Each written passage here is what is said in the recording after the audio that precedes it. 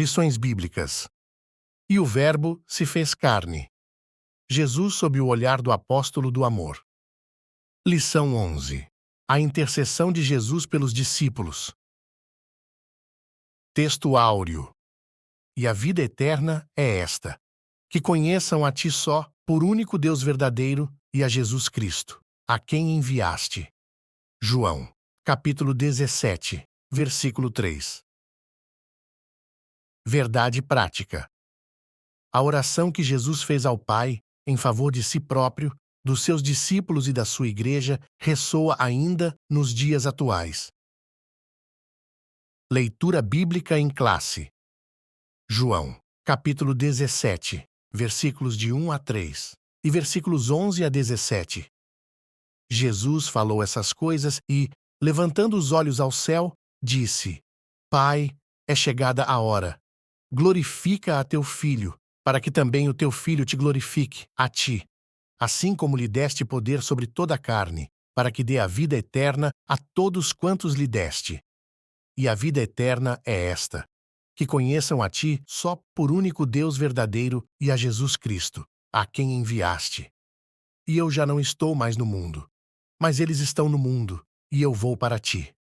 Pai Santo, guarda em teu nome aqueles que me deste, para que sejam um, assim como nós. Estando eu com eles no mundo, guardava-os em teu nome. Tenho guardado aqueles que tu me deste, e nenhum deles se perdeu, senão o filho da perdição, para que a Escritura se cumprisse. Mas, agora, vou para ti e digo isto no mundo, para que tenham a minha alegria completa em si mesmos. Dei-lhes a tua palavra, e o mundo os odiou, porque não são do mundo, assim como eu não sou do mundo. Não peço que os tires do mundo, mas que os livres do mal. Não são do mundo, como eu do mundo não sou. Santifica-os na verdade. A tua palavra é a verdade. Introdução. Na presente lição, iremos explorar João capítulo 17.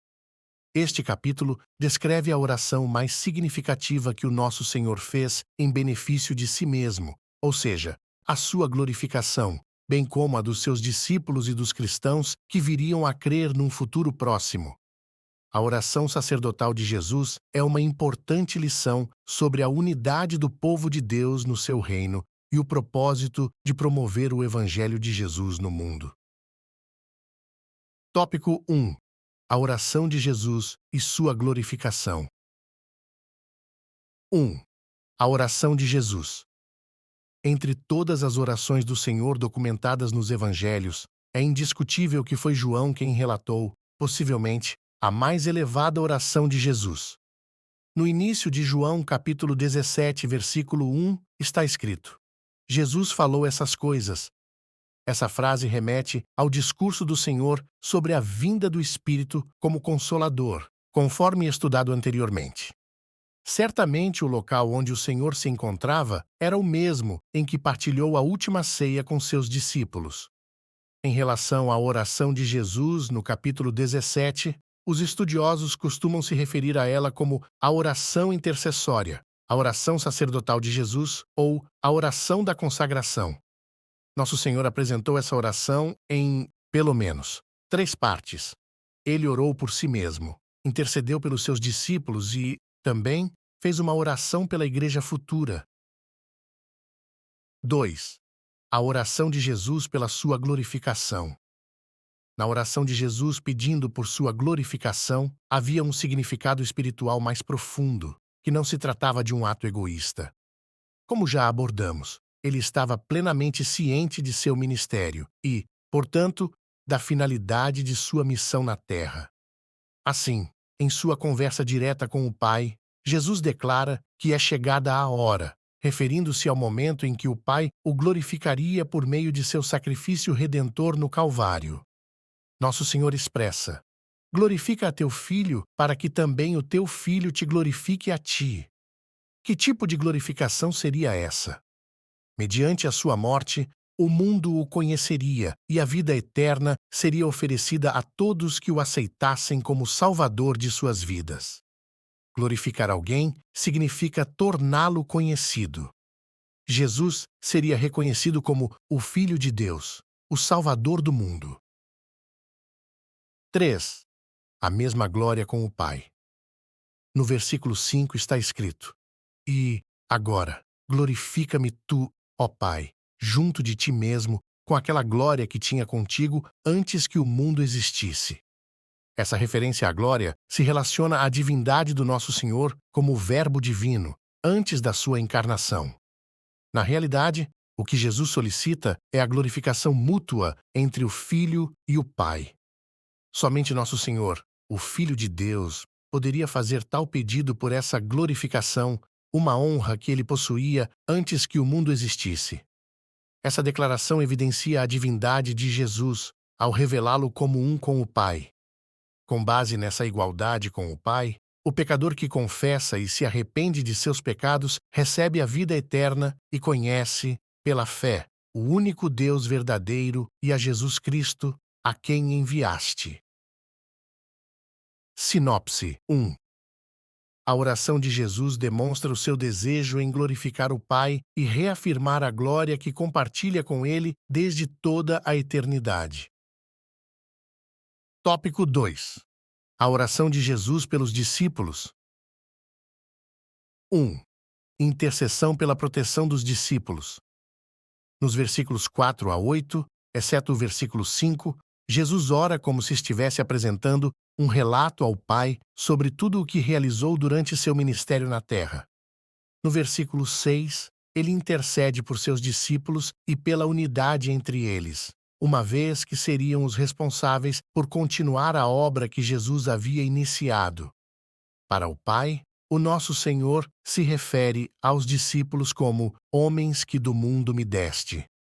O Redentor revela que seus discípulos pertenciam ao Pai e que este os entregou a ele. Eram teus, e tu nos deste, e guardaram a tua palavra. Ao longo de quase 4 anos, Jesus investiu nesses homens, que se mostraram fiéis, prontos para prosseguir com a missão de evangelização. 2. Os discípulos receberam a palavra. Apesar de, em certas ocasiões, os discípulos terem encontrado dificuldades para compreender completamente os ensinamentos de Jesus, as suas recordações foram reavivadas pelo Espírito Santo quando receberam o poder no dia de Pentecostes, permitindo-lhes assim entender e difundir o que aprenderam com o Mestre. No versículo 6, Jesus referiu-se ao Pai, afirmando que os seus discípulos mantiveram a mensagem recebida e guardaram a tua palavra. Ao vivermos conforme a palavra de Deus, aceitando e obedecendo aos ensinamentos de Cristo, podemos testemunhar o Evangelho com credibilidade. 3. Protegidos do mundo. O versículo 14 afirma: Dei-lhes a tua palavra, e o mundo os odiou, porque não são do mundo, assim como eu não sou do mundo. É importante prestar atenção ao termo mundo. Este pode referir-se ao universo criado ou à humanidade. No entanto, aqui Jesus se refere ao sistema espiritual governado por Satanás. O apóstolo Paulo descreve esse mundo como um governo espiritual maligno. Por conseguinte, o nosso Senhor deseja que o Pai guarde os seus discípulos desse sistema mundano, que é incompatível com o Evangelho, sob a influência do príncipe deste mundo. Sinopse 2. Jesus pediu a proteção para os seus discípulos, que acolheram a palavra e necessitavam ser guardados do mal que existe no mundo. Tópico 3. A oração de Jesus pelos que viriam a crer. 1. Oração pela unidade da Igreja. Nesta terceira parte de sua súplica, Jesus pediu pela unidade da Igreja. Mais do que uma unidade de natureza eclesiástica ou orgânica, Jesus intercedeu pela harmonia espiritual do seu povo. Nosso Senhor ansiava por uma união genuína, tal como a que existe entre Ele e o Pai. Essa foi a súplica do nosso Senhor, para que todos sejam um, assim como tu, ó Pai, estás em mim e eu em ti. 2. Propósito da unidade. O propósito da unidade espiritual da Igreja conforme a intercessão do nosso Senhor, é que o mundo creia que tu me enviaste. Assim, a Igreja revela essa unidade espiritual com Cristo por pelo menos 4 motivos. 1. União essencial dos salvos como membros do corpo de Cristo. 2. União essencial dos salvos promovida pelo conhecimento crescente sobre Jesus Cristo. 3. União essencial dos salvos no desenvolvimento do fruto do Espírito. 4.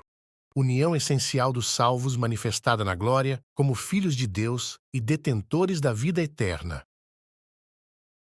3. Oração por encorajamento à unidade. Em João capítulo 17, versículos 21 e 22, o nosso Senhor roga para que os discípulos sejam incentivados a manter a unidade com Ele. A crença em Cristo como o único e suficiente Salvador é a principal razão da unidade cristã, de modo que os discípulos sejam encorajados a promover esse testemunho no mundo. Assim, sem essa unidade de fé, o testemunho perde completamente a sua credibilidade. Sinopse 3.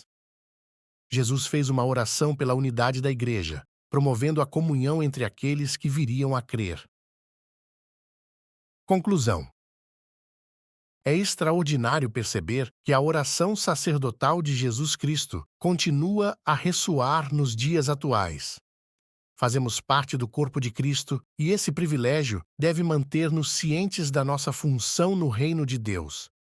Por isso, temos a responsabilidade de nos apresentar entusiasmados para testemunhar com coragem o Evangelho, revelando a obra que o Senhor Jesus realizou no Calvário.